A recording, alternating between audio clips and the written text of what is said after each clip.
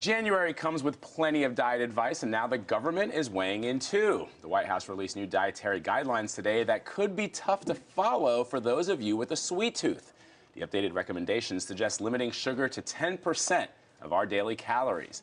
It's the first time the government has advised to limit sugar consumption for many Americans.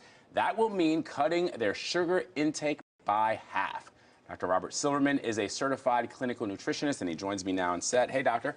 How are you? So let me ask you, the first question I think a lot of people are going to have is, should we be trusting the government to tell us what to do? Because so many of the things that you and I grew up with thinking that were bad for us, meat, milk, butter, the government went back and said, well, those things aren't so bad for you. You know, you can have those in moderate consumption. So what's with this new study?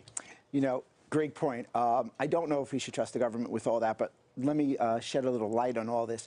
In reference to sugar, sugar is a toxin. It's a great move.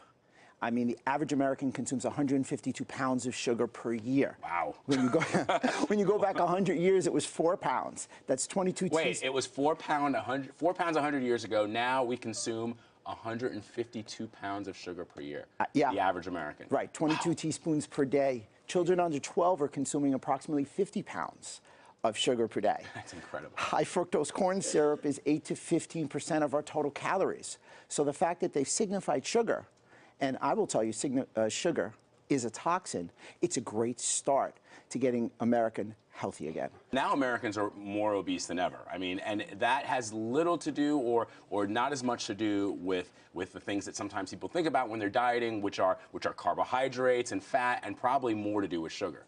It probably has everything to do right now, and the change was in the late 70s when these low-fat guidelines came out and said, eat all these carbohydrates. So all these fake sugars came in, and all these high fructose corn syrup sugars came in. Whereas now we're realizing that a good quality fat, lowering carbohydrates to good quality carbohydrates like vegetables, really is the way to go for overall health.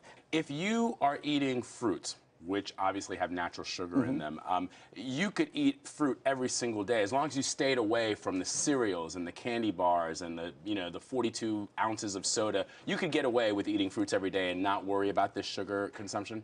A certain amount of fruits. Yeah. You know, something like berries and an apple, very low on the glycemic index. Too many bananas, higher on the glycemic index.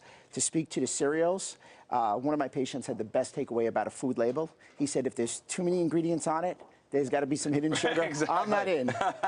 You know, it's interesting about sugar in that when they gave it to mice, it was 94% more desirable than cocaine. Really? Yeah. 94%. The mice like sugar more than they like cocaine. 94% more. Wow. Okay. So, so besides the sugar guidelines that the government now is saying that we should cut back, what are some of the other things that they're asking us to do? Some of the biggest things that they recommended was they found out that college, high school men and adult men were eating too much protein. That's huge. Wow. Okay. That's an interesting one because I mean, that's probably, I have that issue where I tend to eat a lot more proteins with some leafy vegetables. But is that an issue? Well, we're consuming too much as men. So that's almost half the patient population, where sugar is 100% of the patient population. Robert Silverman, thank you very much for stopping by. Thanks for having me. Have a great day.